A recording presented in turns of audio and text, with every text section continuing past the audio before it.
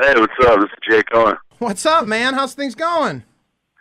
Going good, man. How y'all doing? Oh, we're doing pretty good. Jake, we're glad to have you on the show, man. It's been, it'd be right about this time last year that we got a chance to talk to you because you were a part of the first group of country artists to play at the arena you're going to play at in October. Yeah, I'm pretty excited, like you said, to be one of the first that played there.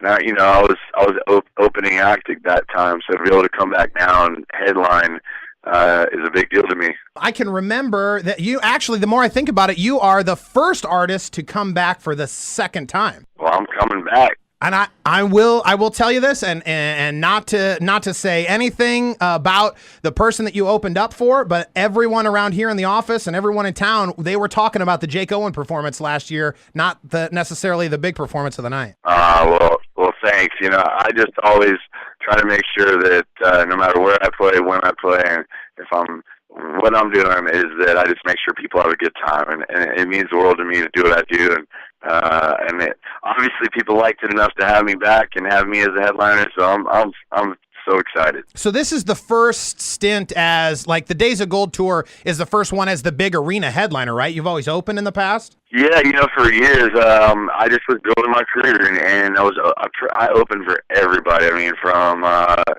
Kenny Chesney and Tim McGraw to Brooks and Dunn and Alan Jackson and Jason Aldean, Keith Urban.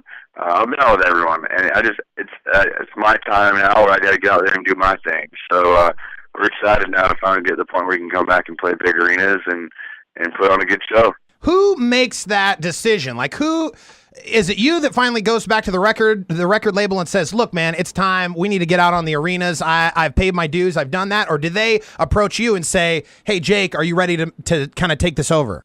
It's kind of a mutual thing, really. I mean, I think it gets to a point after years of doing this where we kind of all look at each other. And now's the time where we kind of mark our spot and basically stake our claim by saying this is what we're going to do now. And it's a big risk to go out there and do that because when you're out touring with other people, you can kind of rely on the fact that you're getting a paycheck every night. They're paying you to be out there. Whereas when you go and put your tickets on sale and kind of stick your neck out there like that, the only way that you're going to make any money is if people show up to see you play.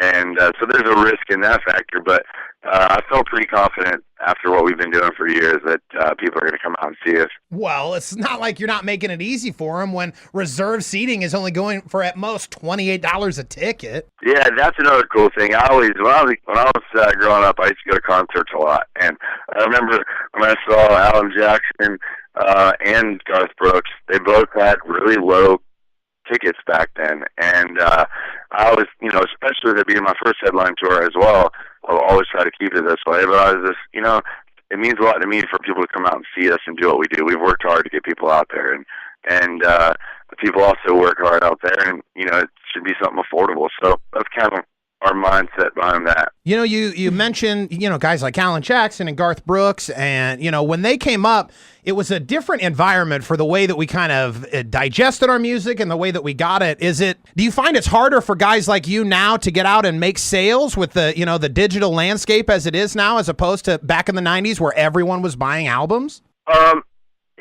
Sometimes, in a way, I mean, people are still buying music. They're picking what they want to buy, and that's totally fine, My theory is that, if you give them something good enough, then they'll buy it. And I think right now people are really focused on individually buying songs. If they want to make an album worth of songs, they'll buy individual songs as opposed to one album of the same artist. And that kind of affects some artists. But like I said, I think if you put out quality music and songs that are worth someone's dollar, then they'll buy it. But so I gotta tell you that I'm pretty happy no matter what's going on right now. I'm in a pretty good spot. Yeah, how about that? We'd like to know a little bit about that family of yours. How are they doing? They're doing great. I appreciate you asking. My little girl is almost 2 years old, which is so cool.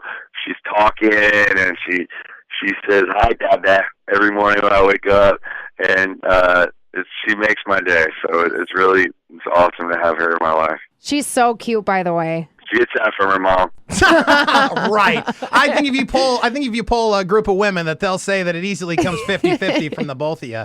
You know, when I was kind of, as we got ready for this and we kind of knew that you were going to call in, I started doing a little research, and I guess I was confused. I, for some reason, thought your daughter's name was Pearl. I didn't realize it was Olive Pearl. Yeah, well, her first name's Olive, her middle name is Pearl, and we call her Pearl. But my best friend that passed away, her name was Pearl, and we really wanted to name my daughter after her. But Pearl's kind of a tough name for a first name, so we named her Olive Pearl, Ollie P. I love that. Cute. The reason I bring it up is because that's kind of what, I have a 4-month-old now, so I'm in your fraternity. We're fathers now, and her middle name is Olivia because I wanted to name her Olivia as a first name so I could call her Olive. So I thought that was interesting. I think it's a really beautiful name. Yeah, we love it. My mom gave us a hard time about it for a little while, but now she's warmed up to it. So we like it. Oh, man, and speaking of my kid, there's a couple of things I have to thank you for. First, I have to thank you for Days of Gold because I sing that to my daughter, and she just loves it. Like, I'm no Jake Owen when I sing it, but I can get all the words in. And as soon as I get to that chorus, she just lights up, man. It's the most amazing thing in the world to see her connect with music the way that I've connected with music my entire life. So thank you for that. Oh, no, that's great. I appreciate you telling me that. That's a cool thing. And my wife wanted me to thank you for just being, for one, for being humble, and for two, for just being real genuine and a family man. We had the opportunity to come backstage and see you at Country Stampede last year. And, I'm kind of new to country. She's kind of new to liking country. And she said from then on, it was as soon as she met you, she knew that you were her favorite artist. Oh, that's awesome. Honestly, there's no bigger compliment to me than that when someone compliments my character as a person as opposed to just my music, And I've always maintained that all of us have great careers. There's a lot of people you guys play on your radio station, but at the end of we all have our moment in the sun. And at some point in life, we won't be on that radio station anymore. It was just the way life is, and I'm aware of that. But I think that once the music is gone, all I have left, and all any of us have left, is what our character is. And if I can always walk around with people like your wife saying good things about me and my character, then not only am I happy, but I made my parents proud. Man, Jake, I know that we cannot wait for the big show at the Pinnacle Bank Arena. They call it the Vault. It's a killer venue. We've been waiting a couple of months.